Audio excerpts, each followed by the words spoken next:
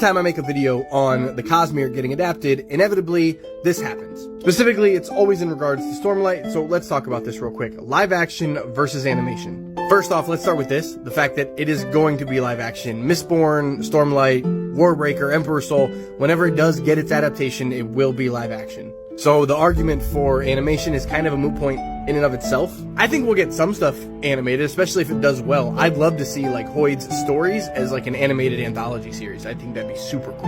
I'm gonna address all of the issues that people keep throwing out at why it wouldn't work live action, even though the video that I posted, Brandon specifically addressed a lot of this. I think that a lot of the people that are arguing for animation and for an anime adaptation of Stormlight, they're anime fans in general. There's nothing wrong with that. I enjoy certain animations from time to time myself. It's too niche of a fan base. If you're an anime fan, chances are you also enjoy some form of live action media, movies or TV. Same if you're a reader. Chances are you also watch some form of live action television or movies. It's just, there's a broader audience. With the popularity of the Cosmere, that's what everybody, every studio, that's what Brandon specifically, they all want it. It's gonna be live action. Let's address some of the main arguments that I see when people talk against doing this live action.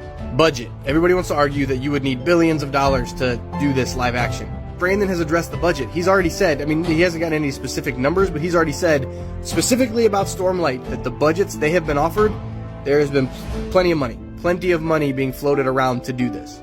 I think they have plenty of trust in Brandon and they're going to give him the money he needs. The man made $40+ million for books that when we bought them, we had no idea what they were even about. We just knew that Brandon wrote them, and we spent a horrid amount of money on these books. Trust me, he'll get the budget, technology to adapt this. Now, again, this has already been addressed by Brandon, but I'll reiterate it. When it comes to the landscape of Roshar, Brandon's already said it's going to cost a lot of money, but they have it. They have the money to CGI out all of the green plants and make everything rocky. And he's already specifically talked about locations that would work for Roshar in the Shattered Plains. And certain things can be done with practical effects, like even creatures like Chulls, that can be done with a practical effect. Shard plate and shard blades can be done with practical effects. I mean, yeah, you'll have to add some things later on in post, but they can be done practically. The argument I see is like for the Parshendi. Like, I don't understand that argument though, because if you can do orcs in Lord of the Rings, or you can do Twi'leks, or any other type of alien creature in any of these other shows, what makes you think they can't do Parshendi? The only argument I can see even being slightly valid when it comes to effects is